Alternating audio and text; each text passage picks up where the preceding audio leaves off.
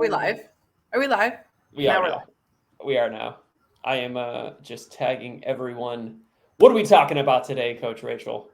We are going to talk about strategies for weight loss, but I really want to talk about like 5 myths that are out there. Ooh, like the Yeah. myths that I'll say this, the myths that stem from the strategies, or the other way around, the strategies that stem from the myths. So it's like you understand the myth, it's going to be easier to apply and understand the strategy. Right. Because myths are out there because there probably are some truths in things. They don't just stem up from nothing. Right. But we Yeah. want to make sure that people are employing or the right strategies and not just Yes. buying into all of the things that, because you really, Ryan, can probably find whatever you believe in, you can find it on the internet, right? This But is true. we want to talk about, how we, what really works, right? So Yes. what's the science behind some of the things? So let's just start with skipping meals. So Let's do there's a it. myth out there, or there's things that are floating out there that says skipping meals is a good way to lose weight.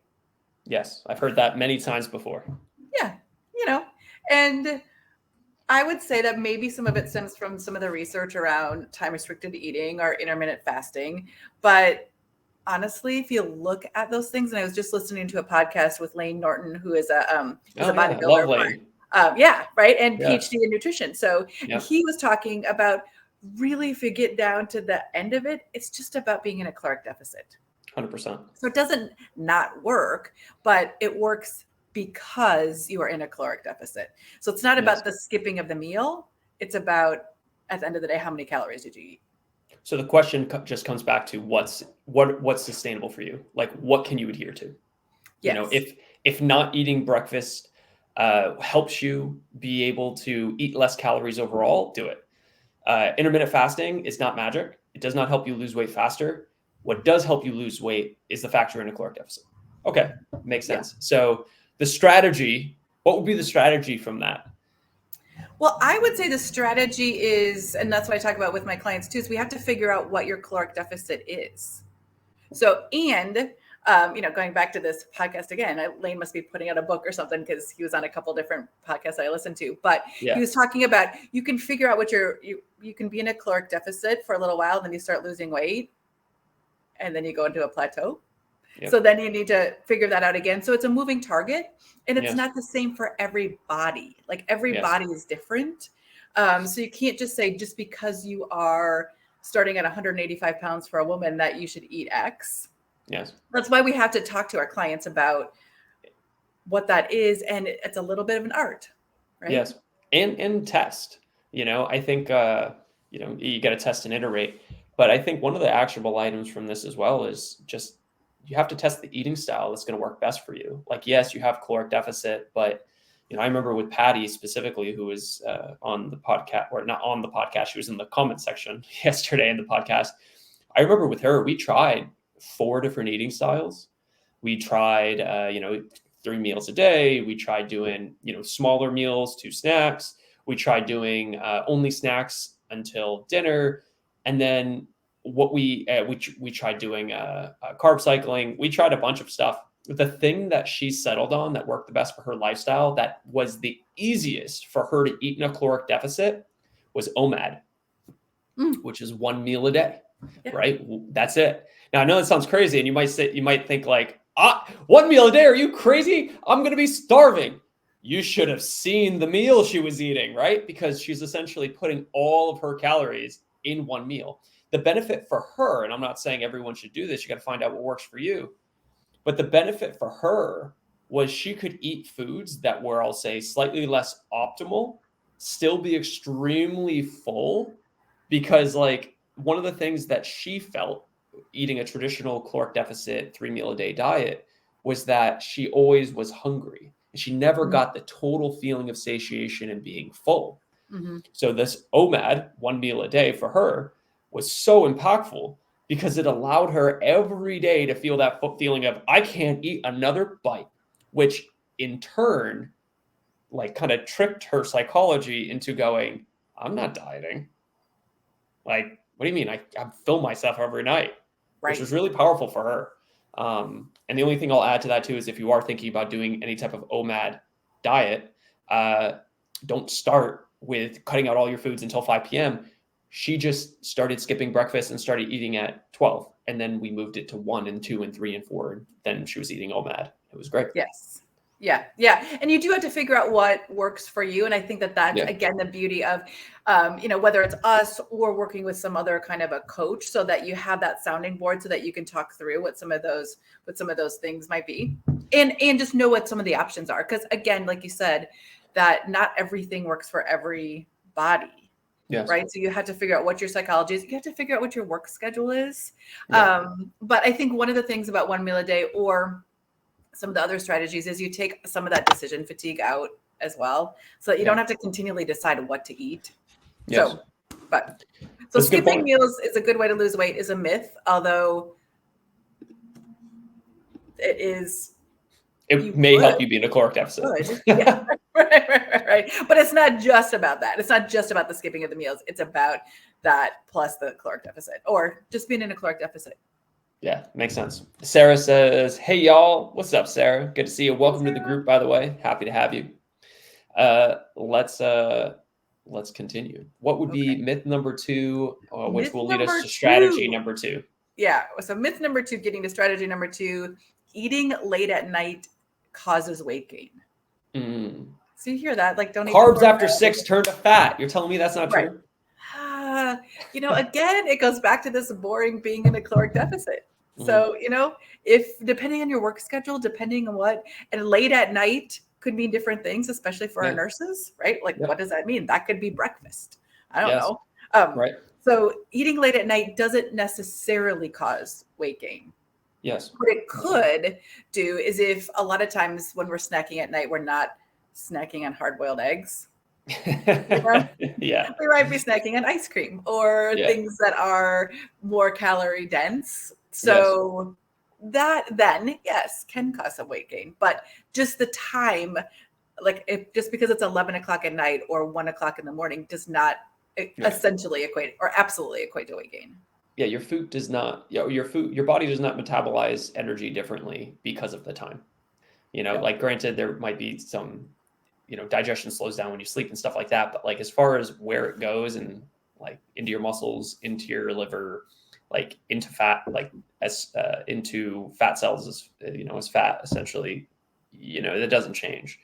And I will say, with that in mind, I know because you brought up our clientele being nurses, and everyone in this group is a nurse or a healthcare worker with probably a little bit of a crazy schedule or has had one in the past. I feel like one thing that has really helped a lot of my clients is this idea of, don't worry about one day's calorie goal, and instead look at the week. And I'm saying this from one of my clients in the past, who 24-hour labor and delivery nurse. So she would work 24-hour shifts like twice a week. And she's like, what do I do? Because like, I'm sleeping like 10 hours and I can't get to my calorie goal on those days. And the days that I'm 24 hours on, I'm ravenous. So, after my shift or whatever, during the, like, I'm so hungry, and it makes sense because she's moving a lot, using her brain, expending more energy. So she was feeling like a failure because she would essentially overeat for calories and then undereat. And it was less about what she was doing to her body and more about what she was doing to her mind. She felt guilty and felt like garbage, where instead, all we have to really do is zoom out to the week. And we say, well, if you want to lose a pound of fat a week, not a pound of weight, a pound of fat, right? Because just because the scale is going down doesn't mean you're changing your body. Like, yes, you're probably losing fat, but you may be losing other things as well, right? Muscle, water, bone density, whatever. So if you want to lose 1 pound of fat per week, you need to be in a caloric deficit of 3,500 per week.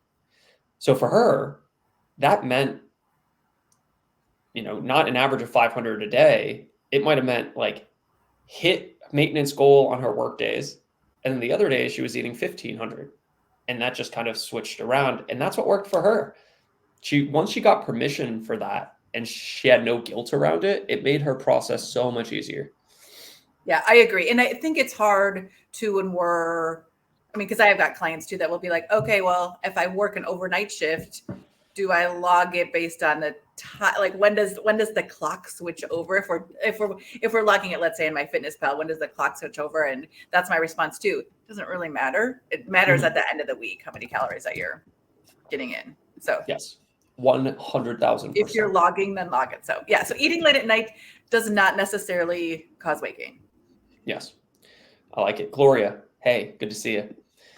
I'm gonna put that there. Boom! Look at that. How cool is that? We can see it on the screen. Like do we want to say number 3 or anything to add on number 2? No, let's go to 3. I'm good. All right, number 3. Doing tons of cardio will help burn fat more quickly. What do you think? It does not. Why not? I mean, okay. But wait, hold on a second. If you're training for an Ironman, race, yes. Yeah. I mean, because you're going to do, but then you're doing like tons of cardio. Sure, right? hours and hours and hours a day. Yeah. If you're logging 15 hours a week of cardio, then I'm going to play devil's advocate and I'm going to say, but I thought that in order to lose fat, you need to be burning more calories than you eat in a day. Therefore, I need to emphasize the burning part, right? Like, doesn't that make sense? I just need to burn more. Yeah. 2 reasons why that doesn't make sense is that when we do more, and again, let's leave out the outliers of like training for those crazy like distance things. Our bodies are smart enough that it is going to compensate in other ways throughout the day. Mm-hmm. So I don't know, Ryan, if have you done or read any of the studies about the Hunza people in Africa? So they walk like, I don't know, because they're hunter-gatherers, so that they walk like 5 to 7 miles a day. So you would think that they would get to eat like 3 to 4 to 5,000 calories just to like maintain. Well, they don't. They only eat about the same number of calories as we need to maintain. It's because our bodies are smart. And yeah, you can burn a couple of extra calories doing some cardio, but you're gonna stop doing some other movement during the day that you don't even notice. Like maybe you stop fidgeting a little bit more, or maybe you stop doing something because your body is smart and it wants to keep you alive. That's the most important thing to your body, is that you stay alive. Yes. So that's why cardio doesn't, but it does help you burn fat more quickly if you do some strength training. Especially long-term. Yes. So because strength training is going to help build more muscle so that your body composition changes. So you just look smaller, even if you weigh the same. But at rest, even when you're not doing any of the fidgeting or any of your cardio, muscle takes more calories to exist. Right. So then you just get to eat more calories. And so it is essentially going to help you burn fat a little more quickly. Yeah, I remember there was this company that they were like a boutique studio franchise, and they claimed this afterburn effect, which is just a really funny way to say when you do resistance training, you will burn more calories over like the 48 hours. But why is it happening? You're burning more calories over 48 hours because your muscle has to repair, and that takes energy, right? That takes protein and all this good stuff. So yes, more of your calories go towards essentially repair. So you're, I don't want to say in more of a caloric deficit, but you kind of are, because you're burning a bit more. Plus, not to mention long-term results, like just like Coach Rachel said, if you really want to change your body, like I'm sure if I asked you, like, look, if you could have the number on the scale that you want, or you could have in the mirror the body you want, which one would you choose? And everyone's always going to say, I want to look the way. Because you don't, I always tell people you don't have your weight on your forehead, and nobody knows what that number is. And therefore a question kind of is like, well, then why are we using the scale so much? Shouldn't we be using how clothes are fitting and how we look, right? I think that's a little more harder to quantify, but that's why we do pictures. Like every week, every 2 weeks, like you can see yourself. And yes, when you see yourself on a day and you're like, my body hasn't changed, then you look back at the photos and you go, whoa, and that's why it's really powerful to use photos. We had some comments come in as well. Gloria says, thank you. I was always told to do cardio. And I will throw in the caveat too, right? Cardio is not bad for you. And it's good for your heart. I mean, it's good for lots of things. Yes. Cardio is great for your health, but don't do cardio to lose weight. You should do cardio. You just shouldn't do it to lose weight. You should do it because you want better mobility, right? Because usually if you're doing cardio and get your heart rate up, you're using your body in ways that are going to help you be You're healthier, strengthening your right? bones that way too, right? Yeah. You're also strengthening your heart, if you will, right? And we want that. But if your goal is to lose weight, cardio is not the most efficient way to do it. The most efficient way is eating a caloric deficit, which is what we, constantly go back to. And We I had could just say another. something just so quick, and Yeah, this is please, just a quick caveat about that as please. well. And this is my personal story. It was, gosh, I was trying to think, that was 3 years ago or so that I lost a bunch of weight. And I was in the middle of my weight loss journey and I broke my foot. Mm. I'm like, oh no, like, well, now what do I do? Right. I, though, kept losing weight while I was on crutches. I kept going to the gym. So I kept doing some upper body strength work and was in a caloric deficit. So not the ideal, and not that I'm recommending that anybody breaks their foot while they're like trying to do anything. That's actually the secret. Cause not Just fun, just right? go fall down the stairs and you'll lose weight. Right. Correlation equals causation. But it works. I mean, so that the whole myth about doing tons of cardio, I clearly was not doing tons of cardio because I was on crutches. But I could still lose weight because of those other factors. So Definitely. Cindy says, Cindy, welcome to the group, by the way. Says skipping meals doesn't help you lose weight. If it was, I'd be a twig. I'm sure you have some very long shifts, Cindy. I'm curious, what hours do you work? Are you working a night shift? Are you doing 24s? Are you doing 12s? All right. Anything to add on number 3? Or are you ready to go to number 4? I'm ready. Let's move. Which kind of like goes along the same, a lot of the stuff that we talked about. So myth number 4 is that all calories are created equal. Isn't it calories in, calories out? I'm curious what you have to say on this. Yes and no. I mean, so yes and no. So yes, you do need to be in a caloric deficit. That is the truth. And the no part is, and I think as researchers, I am not a researcher, but all of the research that I've done is that we're still figuring out exactly how calories work in our bodies. But what the latest research is, and it's not just latest research, but what is happening is that our body uses protein different than it uses carbs and fat. Sure. So I kind of tell my client, the people that I'm coaching, that we're not a low carb diet because we need carbs. We need carbs to fuel our bodies and our brains. But if we are more protein forward, that we think about protein first, our bodies actually are using protein in a different way. So they're not exactly the same. Yeah, totally. And I would say too, like, I'm always going to move more towards the adherence factor as well. Yes. Where it's like, yeah, all calories aren't created equal when it comes to adherence, right? Sticking to something. If you eat protein instead of, let's say, just straight sugar, you're going to stay fuller longer, making it easier for you to be in a caloric deficit. If we had no emotions and we were robots, yeah, more this myth, if you will, would be ring more true. But at the same time, like, adherence being the main problem with transforming our bodies, it's not what we know, it's are we doing it? So we have to optimize for adherence, sticking to it. So protein will help you definitely stay fuller longer. Also, there's something about high volume versus low volume foods.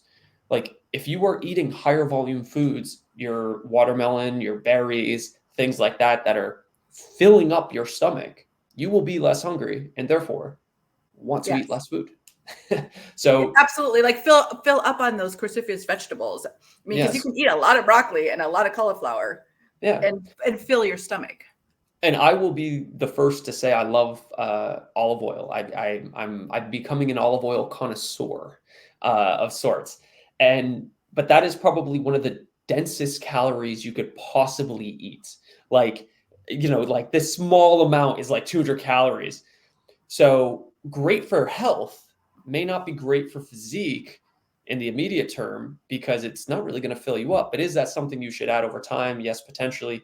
But the first goal is, of course, usually weight loss. And why should it be the first goal for a lot of people? Why shouldn't people optimize health first? Well, because we are always going towards pleasure, away from pain. And if you optimize health and don't see your body change, how long are you going to do this for?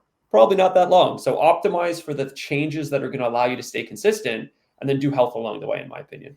And I would add to that is that Please. losing weight is also healthy. So Yeah. I mean, so it's You not don't it's say. not just like weight loss is a separate thing than Right. health, right? Yes. So you are It is becoming all more correlated. healthy by having less adipose tissue on your body. Definitely. We had some comments come in as well. Kylie says, "Good morning, Coach Ryan and Coach Rachel. Great to see you, Kylie. Love seeing you in this comment section." Kylie says, "Love my protein all the ways I now get it using real foods, not just protein shakes." That's amazing. That was a big change for me, I will say. In my earlier teens and early 20s, I was like moving around like crazy, and I was like, all right, I just gotta get in the protein because I would eat like literally when I was building my first gym, I'd be up at 5, teach sessions, finish at 9, go work out, eating bars and stuff. I go work out, get out at 12 because I had to drive to the gym because I wouldn't work out at my gym. I couldn't do that. I had to, because it was a boutique studio. I had Of to course not. drive You to a got to work commercial out gym. someplace else. Yeah. So then I would work out, eat Chipotle, and then not eat again until the evening. So I'm like drinking protein shakes and all this stuff, trying to maintain and build muscle. And I noticed a huge difference in how I felt when I was able to start getting in real food. And it's not always the case. You're not always able to, but man, I'm with you, Kylie. I Yeah, felt because it's a like lot better and more full, I will say. yeah, and you can use it like I supplement with it. I mean, I happen to be plant-based, so I have to be even more. I was sharing with the team Yeah. the other day that I'm working on continuing to get more protein in. Yes. So I do supplement, but I use it. The word is called supplement. It's a protein supplement, Yes. not real food. So it's to supplement what you're doing. Yes. So I just have to remember that about my shakes because I do love protein shakes, but you're right, they're not as filling and they're probably not. I would guess from the research I've done too, the protein probably isn't as bioavailable as eating real food. So getting it from real food is Yeah, I'd always going to imagine be your so. first thing. Yeah. Great point. Great point. Number 5. Number 5, Losing weight. weight is a linear process. What do you mean? It Wait, so is. hold on. I'm going to be the devil's advocate. I thought actually I said it, but I thought you guys said that if I eat 3,500 calories less per week and I have a 500 calorie deficit per day, that I'm going to lose a pound of fat a week. If I'm doing that, why isn't this linear? Shouldn't I just lose a pound a week on the scale? You would think I would. So 2 things that I would say is we as human beings underreport on, not even on average, just all of us underreport the caloric or what we're taking in. We just underreport. Yes. We just do. Some of it isn't our fault. Some of it is that the FDA, I mean, big companies are not going to be like this, but the FDA does allow up to 20% off in the caloric, what they're reporting out. 20% is a lot. That's insane to me. That's a law. That's a law in the United States. I did not know that for many, many years. Yeah. And why is that so important? We talked about this, but a reminder, if you're trying to lose a pound of fat a week, right? And you're eating, let's say your maintenance calories is 2,000. That means you have to be at 1,500. Assuming that even if you don't change, you read every label and you're measuring it perfectly, the FDA can be screwing you to the point that you think you're eating 1,500, but you're actually eating 2,000. And now you don't lose any weight. And you're like, I don't get it. Oh, it's my hormones. That's what's wrong. Probably not. So there's things that, like, if you are in a caloric deficit, you will lose weight. Right? That just is the case. That is science. But I also will say that our bodies are these glorious, magnificent things that we don't 100% understand either. Right. Yes. So go ahead. Oh, nothing. I was just going to say also, our activity changes, right? Our stress, like there's hormones, right? Like hormones do affect fat loss, and they affect it in ways that maybe were, that are more granular, but that do add up. They're not the first thing to focus on, but they are something that's there. If you have a stress level that's high, you will burn fat less effectively. Why? If you think about it evolutionarily, if you are in fight or flight mode, you're trying to survive. What is like Coach Rachel said, what is your body's primary outcome with all the systems that are working? Our body wants to keep us alive. That is, end of the day, point blank. Yeah. which is why it is so hard and why your body does not like to lose fat. No body likes to lose fat. Why? Because it means I'm getting away from survival, right? That, think of it like if you know, you have doomsayers that are like the world's ending, and what do? And I'm not saying I have no food stores, but like they will put so much food stores in a bunker, right? What are they doing? They're getting ready to survive. Our bodies do the same thing. When you get more food than you can consume, it just goes onto your body as adipose tissue, right? As fat. Your body doesn't want to lose that because it means less survival. And once you start going lower and lower and lower and lower into, you know, we'll call it you know, even past a healthy body fat, your body becomes very resistant to losing that fat. So, you know, that's why there's some type of you guys have probably heard about this idea of the body fat set point. Your body craves homeostasis. If you have been at the same weight for years and you're starting to be in a caloric deficit and it's not happening fast, the weight loss, just know that sometimes you just need to push past, kind of like a rubber band, or not even a rubber band, but almost like I don't know, I'll say a machine that's gotten rust on it, where it's like you just need to kind of get out the kinks and get some oil in there. And I try to give these visual modalities to try to make the science of it a little simpler. But diving into the science doesn't really help anyone. Usually it just leads to over-analysis, right? Paralysis of analysis. So we're always trying to make weight loss easy. Yeah, and it just is about, I think what you're saying too, and the words that I use are, you know, consistency. You just have to be consistent. It's maybe a little boring, but if you are consistent, if you are in a caloric deficit, your body is going to release the weight at some point. Maybe not this week, maybe not next week, because your body is trying to be in that survival mode, but you will start to lose the weight if you're consistent. Yes. That Kylie is how says, work. yes. You know, I said this before, and I'll say it again. You know, there's something really empowering to take away from that. And it's that if you are struggling with losing weight and you believe it, look, it's not my psychology, it's not my adherence, it's not working. The mechanics, the science, my hormones, it's not working. There's something really empowering to take away. And it's that if it was impossible for you to lose fat, it would mean that you are immune to starving to death. Right. Which you would be the first. You're like immortal then, right? Correct. Yeah. Right. It would mean that you could survive without energy, which scientists, you'd be the greatest marvel ever. Yeah. Now, I'm not saying that to say all your excuses are BS. Like, that's not what I'm here to say. Like, there's a lot of reasons that can slow down our fat loss, but that's an empowering thing to take away if you're hearing this for the first time. If you feel weight loss is impossible for you, are you immune to starving to death? No. Now that means we just need the right strategy combined with the right adherence, and you'll win, which is great. So anyway, Kylie says, you want linear on weight loss. If you take a huge drop down, you're not losing weight in a good way. I'm learning that. Thanks, Coach Rachel. And that there is a lot of truth to that, I will say. I think, you know, one of the things we were almost kind of jabbing at was saying weight loss is linear, is this idea that, you know, you should lose 1 pound every single week, and if you don't, something's wrong. And that's just not true, right? Right. If we zoom out, though, Kylie, you're 100% right. The further you zoom out, the less you see these ups and downs. You see that. Yeah. And then you see the line. The trend. Yeah. You see the trend. Yeah, right? You see the trend.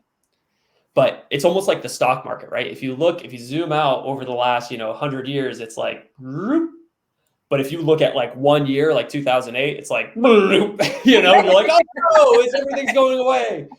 So weight loss is similar. The more we zoom out, the more we just see, oh yeah, no, this is exactly where I want to be.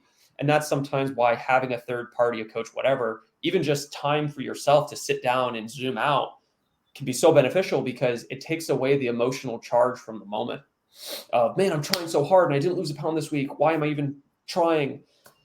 It allows you to really just temper your emotions. Yeah. And I do think, and even us as coaches, I mean, I use my sister as my coach. So because it's nice to be able to see somebody else just have somebody else look at that and to remind you, because you're in the day to day making those decisions. And you're like, Yes. shoot, I feel like I'm making all the right decisions and nothing's happening. But you sometimes, even I need somebody else from the outside to be like, oh no, you do need to zoom out, right? You still need to Yes. make decisions in those little tiny healthy decisions throughout the day. So yes, you do need to be in the weeds, but you Yes. also need to be in the weeds and be able to see the bigger picture.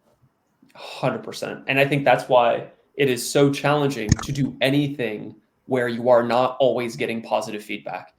And we could, get parallels from this. I'll use business as an example, right? Really quick. It's like when you're building a business, if anyone out there has ever built a business, is it always sunshine and rainbows?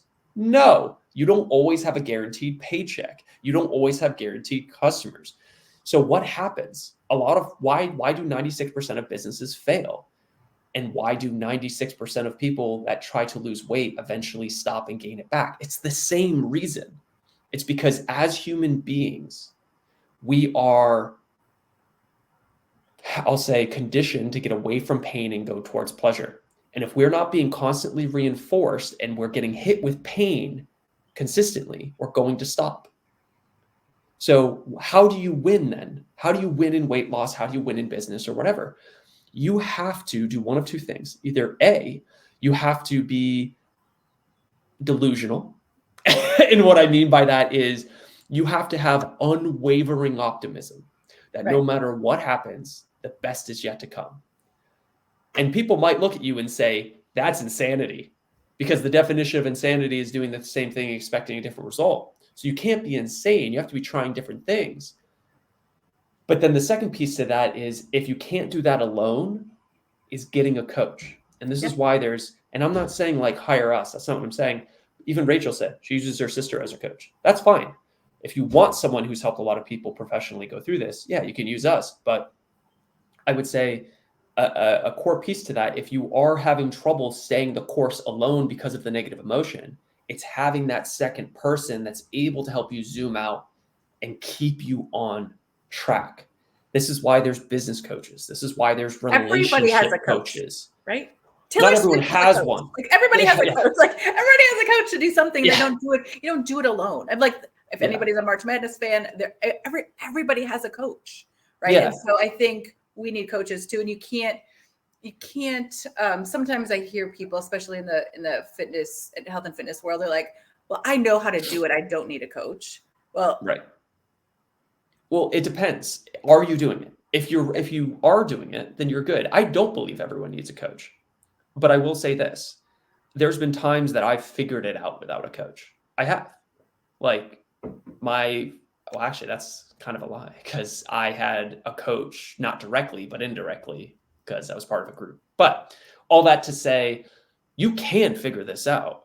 Like, even if you don't work with us one-on-one, but you're listening to us here, we're indirectly coaching you. Yes. That's fine. That's what that's part of that whole big space. And that's fine. Like, great. That's why I created this group.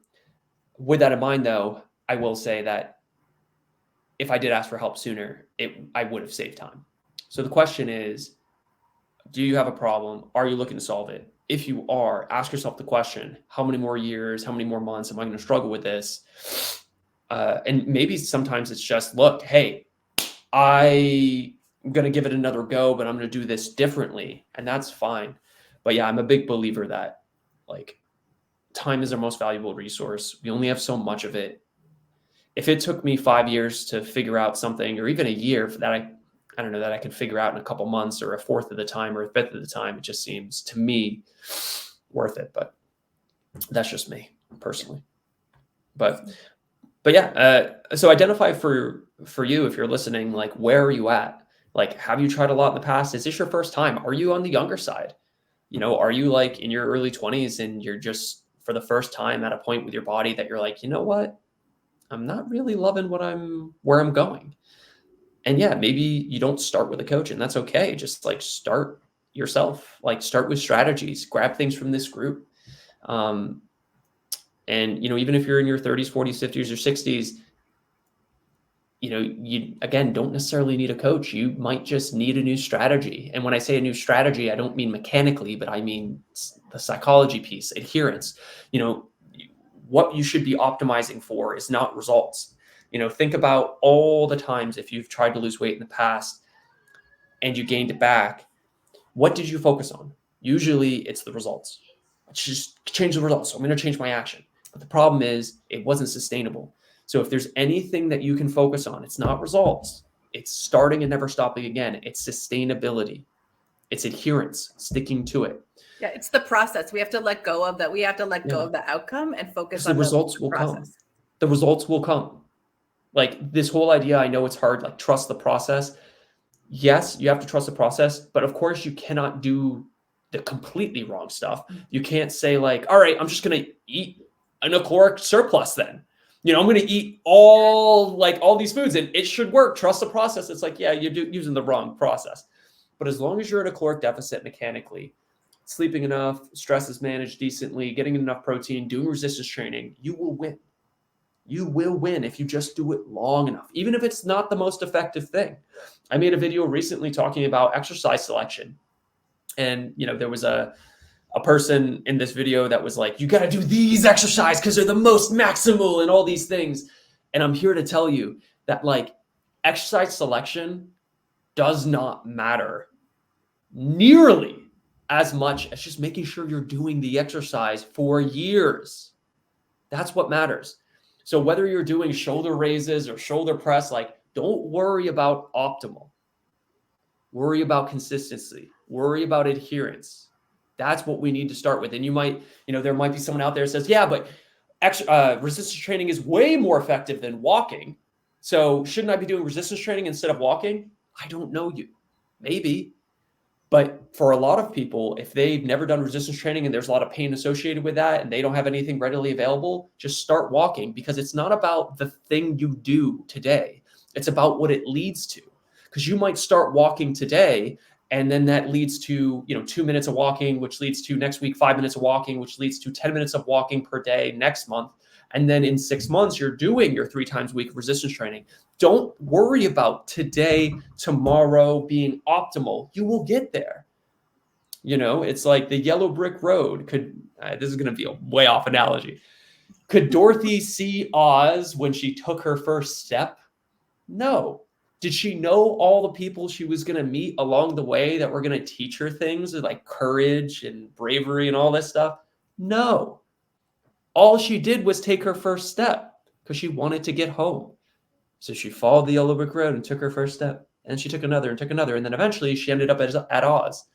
And when she got there, she realized it actually wasn't all it chopped up to be. Which actually is a funny analogy when it comes to weight loss, which, not to go too much into this, but like this is something I've worked with my clients in the past.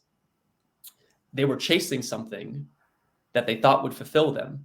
Mm-hmm. When then they got to that point, they realized, I feel better, but I still don't feel complete. And then they realized it was within them that needed the real work, the deep emotions of self-worth. And they thought this thing was going to make them increase their self-worth. And it did a little bit, but there was something fundamental that wasn't there that was still stopping them. So that's like a lot of work we had to do as well. And I know this sounds so funny, but Mr. Rogers is a great input to have as far as like, reinforcing your inherent worth as a human being, as funny as that sounds. But if you guys don't know who Mr. Rogers is, he's a great influence on me and great influence on, I think, a lot of people in their childhoods. Obviously you know Mr. Absolutely Rogers, right? Okay, I was going to say, because we've never talked about Mr. Rogers. I'm a child of the 70s, so I grew up with Mr. Rogers, absolutely. So yes, that's so funny. Yeah, I actually have his book, right? Yeah. I read a couple, just like, I read a one page, essentially. I have a bunch of marked things, but I read just one page and I sit and I think about it. And one of the things that he says is, what matters a lot more is not the amount of words or the fast-paced nature of input. And I'm paraphrasing. What matters is the depth. And I think that's true. It's less about the words and it's more about the space between them.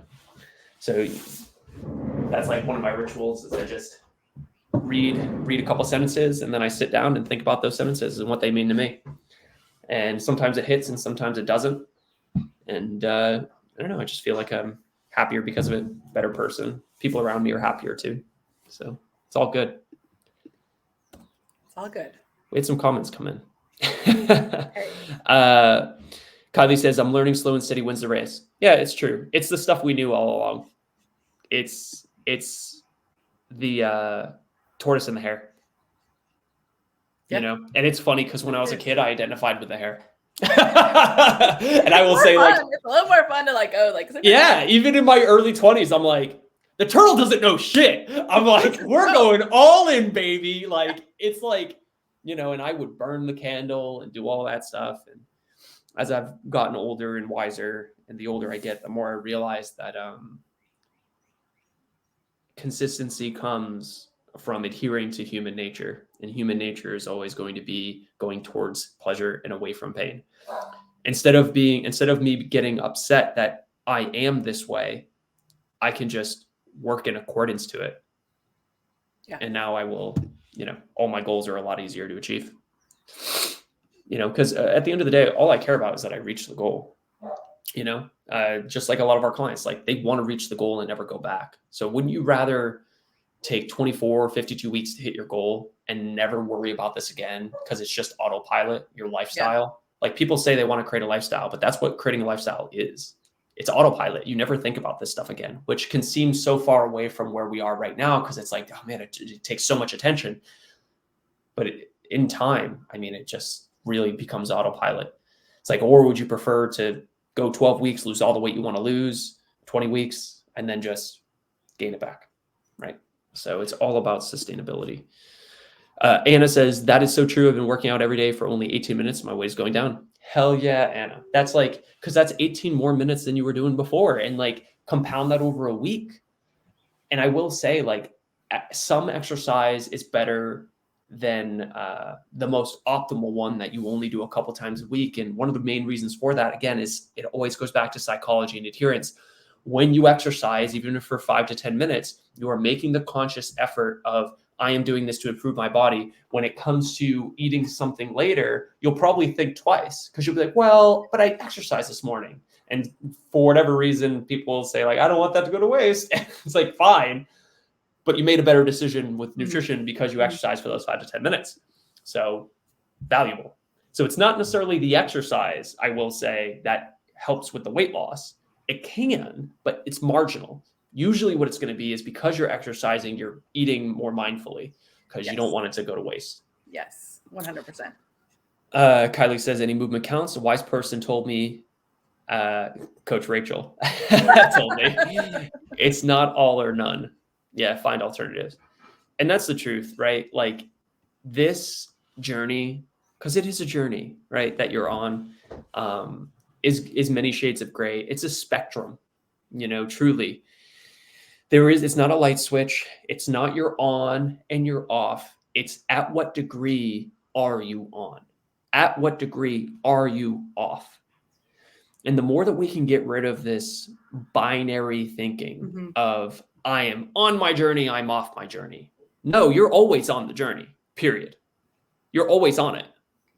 You're on the journey of life. You're on the journey of making your body the best it can be, making your mind, your emotions the best and well-managed they can be, making your relationships the best they can be, making your finances, your career the best they can be. You're always on that journey. The question is, how much are you progressing towards it? And it's easier for a lot of people to deal with not progressing at all and not putting any effort towards it to say, oh, well, I'm not even trying. Right. But you're always on the journey. And that's why one of the most powerful things that I've done for myself is when I was in my 20s, and I've gone to about every month or so now, looking at the pyramid of mastery and taking inventory every single week. And what this did for me was give me a tremendous amount of accountability towards my growth. So every week I would look and I would say, okay, hey, look, can you guys see that? Yeah. What is my physical body on a scale of 1 to 10? What is my emotions and meaning? What is my relationships? How am I spending my time? What about my career and mission, my finances, my contribution? And from that, I would have to face the reality every single week of like, oh man, that's another week in a row that my finances didn't improve. That's another week in a row that this didn't. And it just allows you to refocus.